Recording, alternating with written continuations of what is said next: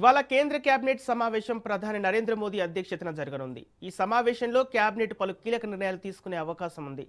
ప్రస్తుతం పశ్చిమ ఆసియాలో నెలకొన్న ఉద్రిక్తత పరిస్థితుల ప్రభావం, ఇంధన భద్రత, మార్కెట్ ఒడిదుడుకులపై కేబినెట్ చర్చించే అవకాశం ఉంది.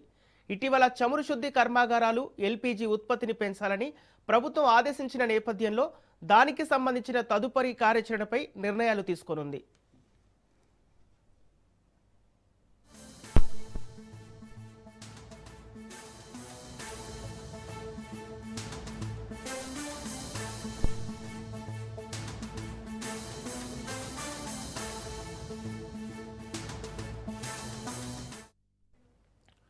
ఇవాళ కేంద్ర కేబినెట్ సమావేశం ప్రధాని నరేంద్ర మోదీ అధ్యక్షతన జరగనుంది. ఈ సమావేశంలో కేబినెట్ పలు కీలక నిర్ణయాలు తీసుకునే అవకాశం ఉంది.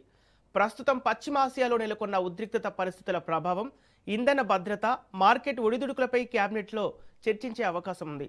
ఇటీవల చమురు శుద్ధి కర్మాగారాలు, ఎల్పీజీ ఉత్పత్తిని పెంచాలని ప్రభుత్వం ఆదేశించిన నేపథ్యంలో దానికి సంబంధించిన తదుపరి కార్యాచరణపై నిర్ణయాలు తీసుకోనుంది.